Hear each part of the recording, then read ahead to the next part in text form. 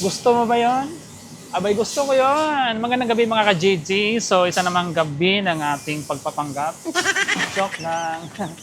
So, magandang gabi po ay, ang oras po ngayon ay 7:25 po ng gabi. So, panggabi po tayo ngayon guys. Ayan. So, samahan niyo ako konting minuto lang. 5 minutes, 6 minutes lang po yung video natin.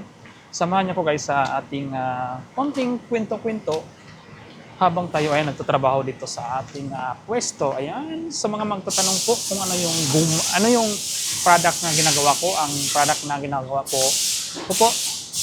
At ang product ng company namin ay isa po siyang rubber company. Ayan, klase-klase pong mga guma ang ginagawa namin dito. Merong matigas, merong malambot. Gaya ng ginagawa ko ay guma po siya ng windshield ng mga sasakyan. Ayan. Ayun, no? Haba guys, no? So, magandang gabi po sa inyong lahat dyan. Sa lahat ng mga subscriber ko dyan sa Pilipinas at saan man sa mundo. Ayun. Magandang gabi po. Kamusta na po kayo? Wala po tayong update masyado guys sa ating YouTube channel. So, gusto ko siyang buhayin. Kasi nga, nung unang gawa ko nito ay sinasabay ko siya sa aking Facebook page. So napag-iwanan na po siya sa ating Facebook page. Ayun, shoutout po sa lahat ng mga subscriber to dyan sa Pilipinas at kung saan ka man naroon sa mundo. Ayan. So guys, mag-aapat na taon ako dito sa South Korea at mag-aapat na rin akong taon na rin dito sa aking company. So, first company ko po to guys. Hindi po ako lumipat ng ibang company. Ayun. Hindi po ako kagaya ng iba na konting diferensya lang. Ay aalis agad. Iiwan ka agad. May hugot pa, no? So, yun guys. Sa mga nagtatanong kung ano yung tamang proseso mapunta dito sa South Korea. Ayun. Kalakalin nyo lang po yung mga videos ko dyan. Andyan po sa Facebook page ko. Or Blue Apps, ayan, Jijuli. Meron po ako dyan tutorial kung paano pa makaparel dito sa South Korea. And then sa mga magtatanong pa po, gusto po natin sagutin dito sa ating mga video na gawin pa. Sa mga soon na video na gawin pa natin. Ayun, magtanong na po kayo dyan sa comment section kasi sagutin natin yan isa-isa. Ayan. Ayan guys, so mahabang oras po ito yung duty namin guys. Abot po ito ng 13 hours and a half yung duty namin dito sa aming company. So ayan, medyo mainit guys, pinagpawisan ako. Kahit na naka-aircon tayo, sobrang init. Ayan. So sa mga nagtatanong dyan kung may PTX pa dito sa aming company, meron po. Pero dapat, makuha mo yung quota bago ka mag-PTX, di ba? Ganun lang yan. Kailangan, quota ka muna bago PTX. Saka dito guys, wala siyang pali-pali, hindi siya pali-pali, gano'n. Sakto lang, kung may kailangan, yun, magpali-pali ka. Pero kung normal lang yung delivery, walang pali-pali dito sa aming company. Ayun. O, ano pa yung tanong nyo sa akin? Baka may mga tanong pa kayo. I-comment nyo dyan sa ating comment section. Sasagutin natin yan isa-isa. Ayun. Yan guys, yan o. Yan ang chill guys. At tapos nang magsalang ako dyan, aabot na yun ng mga 2 minutes bago ko siya tanggalin dyan sa plate. So, nakapa-relax lang guys. Ayan. So, wala po ditong buhatan, gano'n, ng masyadong mabigat. Yan. Sakto lang siya. Kasi yung mga ginagawa dito ay pinupur-clip.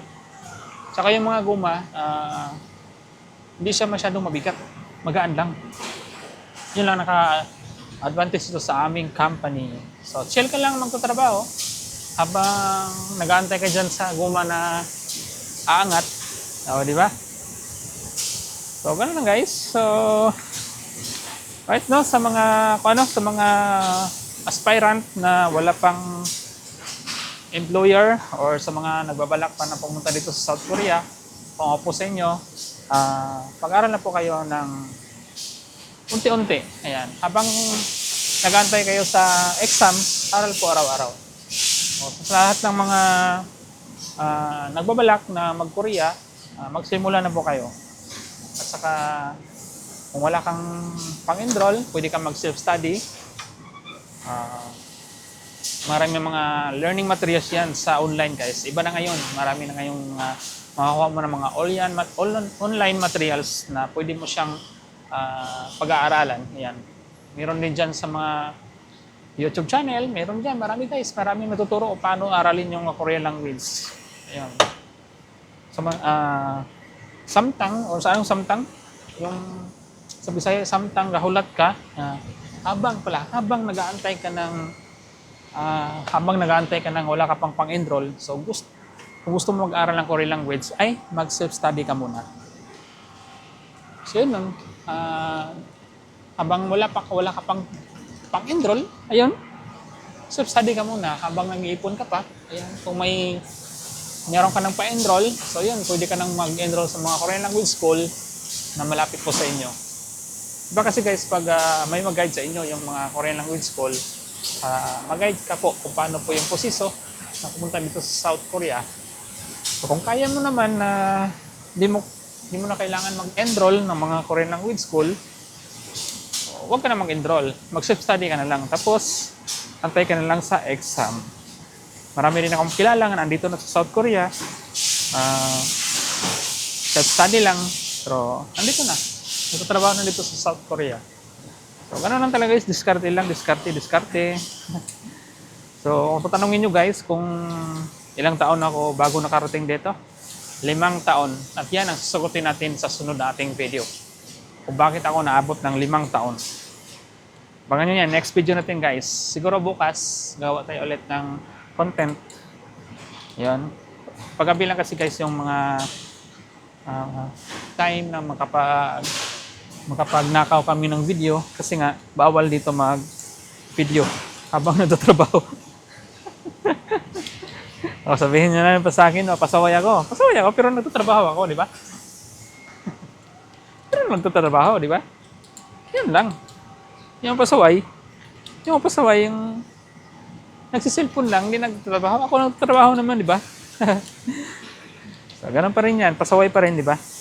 So, ganun talaga. Ganun talaga ang Pinoy. Matigas yung ulo ng Pinoy. Di ba? Sunod natin video din. Kuha natin yung paano yung proseso dito sa guma na ginagawa ko. Ang guma na ginagawa ko dito guys ay nakapamahal itong sasakyan na to. So, SUV type to guys. Nasa likuran siya ng windshield ng sasakyan. Ito, nilagay. Ay mahaba. Ayun. So, ganun lang dito guys sa aming company. Kasi yung bahay namin nandito lang sa company. Hindi na kami magbibiyahe. Ayun. Pagkatapos ng trabaho, maglakad lang kami doon. 1 minute, nandun na kami sa aming bahay. Tutulog na kami. Ganun. Tapos tulog, kaon. Ganun lang ginagawa ng routine namin guys. Kung hindi kami pang gabi, pang araw, ganun. Kasi dito sa aming company yan, yagan, tsugan, or day shift or night shift. So, 2 pong shift. Every week po kami nag-change ng shift. Ayan. Sabi no? Every week, nakakapagod. Pero okay lang. Kayang-kaya naman. Basta para sa pamilya, di ba? So, yan sa mga may tanong sa akin, kung paano ba yung proseso. So, sagutin natin yan sa sunod nating video, guys. Isa-isahin natin yan habang nagtatrabaho tayo, di ba? So, siguro maraming mga nagkuha na magpupunta dito sa South Korea, di pa alam yung tamang proseso. Sa mga nakakaalam, mag-scroll na lang kayo. No? Scroll na lang sa mga may alam na kung paano mag-WhatsApp, paano makapunta dito sa South Korea. Scroll na lang, scroll. Yan lang guys. So, may break time na. Yan, kakain na tayo mamaya. Meron kami break time mamaya, mga 8:20 hanggang 8:30. 10 minutes break time po. Alright. So, chill habang nagtatrabaho, di ba? Video. Pasaway. Joke lang. Gusto mo yon? Gusto ko yon. Maraming salamat sa panonood. Bye-bye po. God bless everyone.